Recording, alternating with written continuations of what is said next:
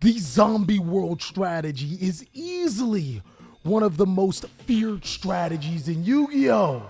It's our time, zombie players. What's going on with y'all, big dog? And it is an amazing day for Yu-Gi-Oh!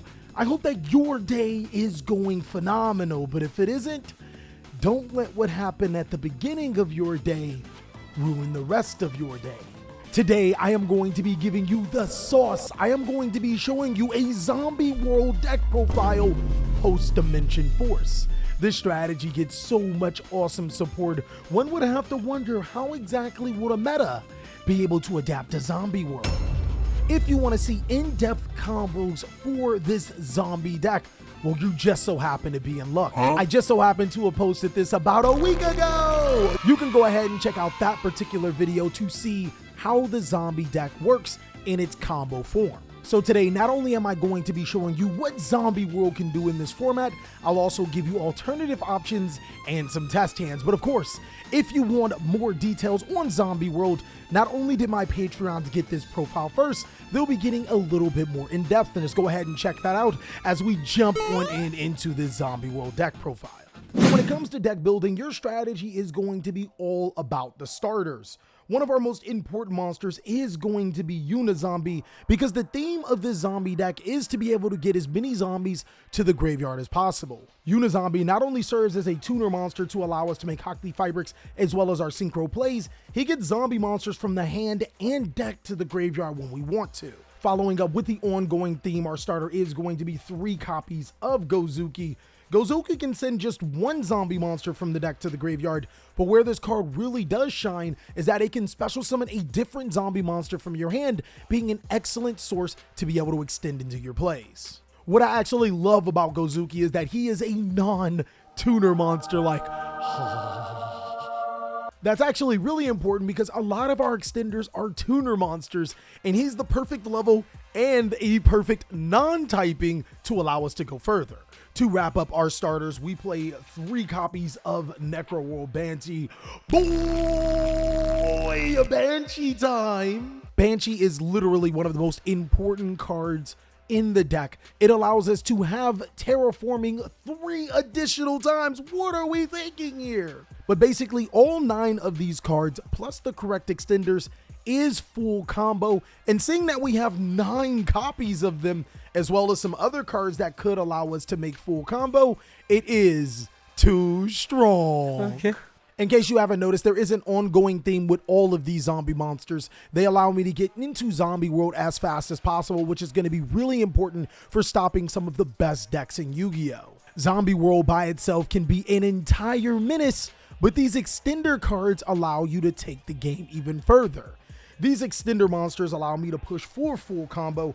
Mizuki can be both a starter and an extender. Reason being is because not only can it summon a zombie monster from my graveyard to my side of the field, with the correct extender, it can pretty much do the exact same thing as my starter cards. Next is from the new Dimension Force set. Moving forward, another card that is pretty much on the cusp between being a starter and an extender is Shang-Chi the Spiriato. This card is amazing. Not only can she send zombie monsters from the deck to the graveyard, pretty much allowing us to do exactly what Gozuki and Unizombie does, she is an extender on her own because all you have to do is banish her, and then you can banish a zombie monster to summon herself to the side of the field. I actually run 2 copies of Shang-Chi. For the next card I'm going to show you, 3 copies of Zombie Reborn. This card, bro, it really brings the deck together. Wow. Zombie Reborn is literally everything the zombie strategy needed. Not only does it allow us to special summon a zombie monster from the graveyard, this card is a free special summon of a zombie monster from our deck. All we have to do is banish a copy in our graveyard. The important thing is that it's not reliant on the opponent like how Book of Life was. There's also a really sick combo, banishing Spiriato from your deck while you have a Spiriato in the graveyard. You get the special summon both to your side of the field so long as you have a zombie monster to banish because your Spirideo is banished. I think I'm saying it right. Spiriato? Spirideo? I've never been good with this enunciation thing. But just in case our initial starter gets stopped or we want to continue on with our insane combos, there's 3 copies of Ready Fusion and Instant Fusion. There's only 1 fusion monster we're going to be summoning off this card, but it is so worth as it fills everything that we need inside of an additional monster to our side of the field. This card not only allows us to facilitate full combo just with this and Mizuki, if our opponent does stop us with hand traps, it allows us to continue to push further, summoning the monsters that we really need. To round off our extenders, of course, we play 1 copy of Gold Sarcophagus. This allows us to banish our Shang-Chi from our deck, and then 1 copy of Foolish Burial, which allows us to send any zombie monster from our deck to our graveyard. Now, moving forward, I wouldn't call these cards extenders, but I also wouldn't call them starters. These are our power cards. More often than not, when we put these cards on our side of the field, we are making a huge play or we're stopping our opponent. With that being said, only 1 copy of Doom King Ballardrock. Not only will Zombie Reborn allow us to shuffle this back into our deck if our opponent just so happens to banish it, you genuinely only need 1 because you'll only be able to resolve the effect of 1 to summon himself and to be able to stop your opponent. This is the Penthouse boss monster in the main board, as it can stop any zombie monster effects, and when Zombie World is face up, well, it stops all of that. Also, keep in mind, it stops your opponent's popular zombie hand traps like Ash Blossom and Ghost Bell, regardless if Zombie World is on the field, because there's zombie monsters in the hand. 1 copy of Mad Mauler. This crazy clown is deadly for allowing us to be able to summon itself to the side of the field and keep up with our synchro plays. 1 copy of Plague Spreader Zombie, and 1 Glow Up Bloom. These cards are phenomenal and pretty much mandatory for the deck. Every single one of them provides their specific function. Of course, we play not 1, not 2, but 3 copies of Zombie World.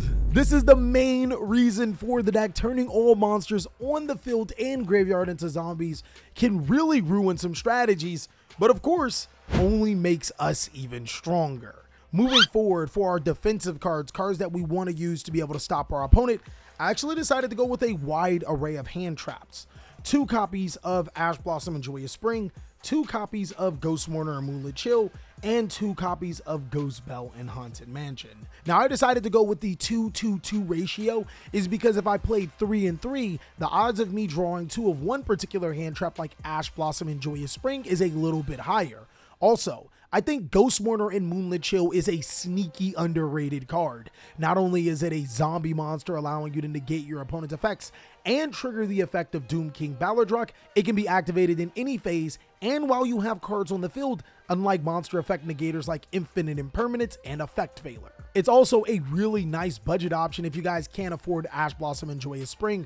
I'd probably go with playing 3 copies of Moonlit Chill and 3 copies of Ghost Bell, but if you don't like Moonlit Chill, you can always just drop it and play 3 copies of Ash and 3 copies of Ghost Bell.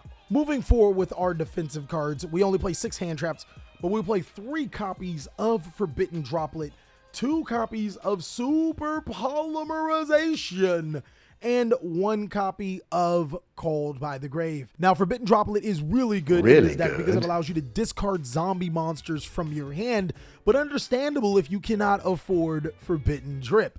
If you can't afford Forbidden Droplet, you can actually cut all 3 and run a 3rd copy of Super Polymerization, and that will put you at a 40 card deck. But if you like this particular ratio and still want to be able to address your opponent's monsters, Dark Ruler No More is not a bad option for being able to negate all of your opponent's monsters, or even Forbidden Chalice. But now that we're done with the main board, we can start talking about some side options. I only have 1 card that I can pull out, but Al Ghul Mazera is actually a pretty dope card. Reason being is because cards like Shang-Chi and Mizuki banish cards from our graveyard, and if we can banish Al Ghul, that is an additional extender. I really actually wanted to incorporate him later into the deck building phases, but didn't necessarily have a way to play him. Also, he does require you to send him to the graveyard in some capacity. It isn't always possible to do that. His level modulation also comes up turning himself into a level 7. If your Unizombie gets negated, you can still synchro for 10 using him and Unizombie. And some other cards off the top of my mind that I did consider playing. Rivalry of the Warlords is a really good card inside of this format, especially when you have Zombie World face up. Reason being is that if your opponent already has a monster on the field, it's a zombie, they would have to only summon zombie monsters from their extra deck or their hand to their side of the field, essentially locking them to only being able to play one monster. I think Rivalry is really good for the side deck, but I decided not to play it inside of the main deck strictly because if I'm going second, it's not as powerful as one would think.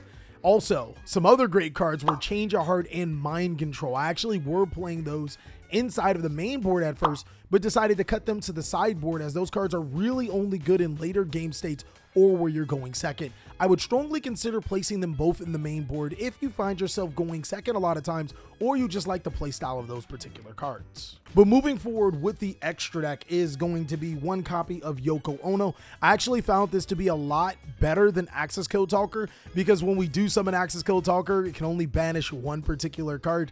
And this card actually has some really dope effects. This format, being able to negate banished monsters effects. Looking at you, Despia. And also being able to negate on summon monsters effects as well. It's a pretty dope card. Vampire Fascinator allows me to snatch my opponent's monsters. Like, who wouldn't want to play that, especially in a zombie deck? One copy of Christian Hockley Fabrics. Rest in peace, 2 copies of Christian Hockley Fabrics. My wild card was actually Avenged Savior. I don't think that this card is necessarily mandatory anymore and was a Dark the Dark Charmer, but I really didn't need Dark the Dark Charmer either. One copy of Vampire Sucker. One copy of Link Kribo. These cards are really awesome, and a lot of times you're going to play them through your combo. One copy of Formula Synchron to be able to special summon through Hulk. Immortal Dragon is completely bonkers in this deck. One Skeletal Dragon Felgran, one Red Eyes Dragon Zombie Lord, one Baron de Fleur, 2 copies of Alvain Essence of Vanities. So there actually was a time where I was running Sea Monster Theseus, but that never came up. Like, the Sea Monster Theseus plays never happened. Then I was also running Mammoth Goldmine and the Spirit Reaper Fusion monster. Those didn't work. But Alvin Essence of Vanity not only is a level 2 tuner monster to be able to synchro summon with Mizuki, Gozuki, Necro Banshee, and all of my other level 4 monsters, it can also help me go into 8 by using Shang-Chi and 10 using Ballardrock. It's actually the perfect card for this deck. One copy of Predaplant Dragostapelia and Dragon Necro, the Nether Soul Dragon, for our super polymerization targets. But now that I'm done with the main board and the extra deck, this ghoulish deck wants to show you a test hand. Of course, if you want to see how this deck works with 1 and 2 card combos, then go ahead and check out this video, as it's going to give you a comprehensive guide on how the zombie world strategy works and basically a vacuum. But moving forward, I'm going to show you guys a fresh off the mill test hand. I hope that this deck is shuffled enough, because boy, it's going to be really, really interesting. Let's see what we got here. We're going to go ahead and start off with 5 Forbidden Droplets, Instant Fusion, Zombie World, Unizombie, and another Forbidden Droplet. So not necessarily shuffled really well, but we still pretty much have full combo here. I'm going to go ahead and start off my turn this particular time around activating Zombie World, and then I'm going to go ahead and normal summon Unizombie using its effect to be able to send a monster from my deck to my graveyard. In this particular sequence, I think I'm going to go ahead and send Mizuki, and then I'm going to activate Instant Fusion. If you guys haven't noticed right here, my opponent using Ash Blossom and Joyous Spring on my Unizombie, that wouldn't do anything here. But Instant Fusion would allow me to be able to special summon the Alvan Essence of Vanity, and then we're going to go ahead and link summon with both of these cards. We also have a little bit of protection if our opponent decided to stop our Hockley Fabrics, as Unizombie could special, or as Mizuki could special summon again, and we can keep going. The effect of Christian Hockley Fabrics would allow us to special summon from our decks to our side of the field. My monster of choice is going to be a Glow of Bloom, and then we'll immediately use the Glow of Bloom for a link summon right into our Link Kribo, which will trigger the effect of Bloom to banish itself to special summon. That's going to allow me to actually special summon Shang-Chi Spirit Deo to my side of the field, and I would use her effect to be able to send Doom King Ballardrock. I would use the effect to be able to send a Doom King Ballardrock from my deck to my graveyard, and then I'm going to finish off by linking both my Spirit Deo and my Link Kribo into my Vampire Sucker, and that's actually going to complete my turn after I set a Forbidden Droplet. The reason why I decided to go for a very simplistic approach and special summon the Spirideo instead of the Doom King Balladrock immediately is that if I am able to follow up with a zombie Reborn, I can banish the Spirideo, then banish a monster like Alvain Essence of Vanity to be able to special summon Spirideo and get another one from my deck to my side of the field, which is a lot of bodies to be able to continue on with plays. Keep in mind, on my opponent's turn, I still will be able to special summon Doom King Balladrock to my side of the field, draw an additional card, which just so happens to be a Ghost Bell and Haunted Mansion, and then I can use Hockley Fibrex's effect on my opponent's turn, turning it into a Formula Synchron, drawing another card, and then we can trigger the effect of Balladrock to be able to banish a card on the field, as well as having the ability of Balladrock to be able to negate a monster on the field. We'll then use Formula Synchron and Doom King Balladrock for a Synchro summon, and that monster will be Baron de Fleur, which is a whole nother set of problems that my opponent just doesn't want. And we drew quite the bit of cards out of this exchange. But of course, if you guys can't afford a Baron de Fleur, then shotgunning it into a Red Eyes Dragon Zombie Lord is still a great idea, as it can still special summon Balladrock back to your side of the field, allowing you to get a free negation and a free draw. For our second test hand, let's go ahead and open up something really nice for here. We're going to open up Zombie World again, Doom King Balladrock, Mizuki, Mad Mauler, and a Foolish Burial. This is actually one of those really interesting hand where some of those other cards that weren't starters or extenders become starters or extenders in this particular sequence. I'm going to go ahead and start off by normal summoning Mizuki, then activating Foolish Burial. With the effect of Foolish Burial, we're actually going to go ahead and send a Plague Spreader Zombie from our deck to the graveyard, and then use its effect to place the Doom King Balladrock back to the top of our deck to summon itself to the side of the field. From here, we can go ahead and activate Zombie World, and then Synchro Summon with both Plague Spreader and the Mizuki. We can make our first appearance with one of our most deadliest cards in the Immortal Dragon, or we could actually just go straight into the Hockley Fibers plays if you want to settle for just that board. I'll use the effect of Immortal Dragon to be able to send a zombie monster from the deck to the graveyard. My monster of choice this time is going to be the Gozuki, morphing my Immortal Dragon to a level 2 monster, and then I'll trigger the effect of Mizuki, banishing itself to summon Gozuki to my side of the field, using its effect to be able to send a Shang-Chi Magician from my deck to the graveyard, or Shang-Chi Spirideo. I call it a Magician. Now I actually think it's time to go into some Hockley Fibrix plays, as the Immortal Dragon is a tuner, Gozuki is a non-tuner. We'll use both of those monsters for a link summon into Kriston Hockley Fibrix, but next thing we're going to do is we're going to actually make Hockley Fibrix as Chainlink 1 and Gozuki as Chainlink 2, banishing our Shang-Chi. We'll go ahead and special summon from our decks to our side of the field Glow Up Boom. We'll also be able to gain the effect of Shang-Chi. We'll banish the Immortal Dragon from our graveyard to summon herself to the side of the field. And then we'll resolve the effect of Gozuki to special summon our Mad Mauler to our hand. And now Shang-Chi will activate. We'll banish the Immortal Dragon from our graveyard to summon Shang-Chi back to our side of the field. Kind of crazy how this deck was able to pop off with a not so great hand. From here, we're going to be able to do some crazy things. We'll use the Glow Bloom for a Link summon. Our Link monster is going to be our Link Karibo. That'll trigger the effect of the Glow Bloom, banishing itself to be able to special summon the Doom King Balladrock from our decks to our side of the field. Next, we'll use the Mad Mauler and the Link Karibo for our second Link summon, or third Link summon this time around, into our Vampire Sucker. We'll then use Mad Mauler's effect, reducing the level of Shang-Chi to special summon itself, and then we'll draw a card due to the effect of Vampire Sucker's mandatory effect. Next, we'll synchro off the Mad Mauler and the Doom King Balladrock. We're going to go ahead and summon the level 10 Red Eyes Zombie Lord. So in this particular sequence, on our opponent's turn, we'll be able to special summon Doom King Balladrock back to our side of the field. We will draw an additional card, and then we can use the effect of Kriston Hockley Fibrix, banishing itself to be able to special summon Formula Synchron to our side of the field. We can draw another additional card, and then of course, Formula Synchron plus the Doom King Balladrock to be able to synchro summon into Baron de Fleur, and then the effect of Red Eyes Zombie Lord to be able to special summon the Doom King Balladrock back to our side of the field. That's pretty crazy.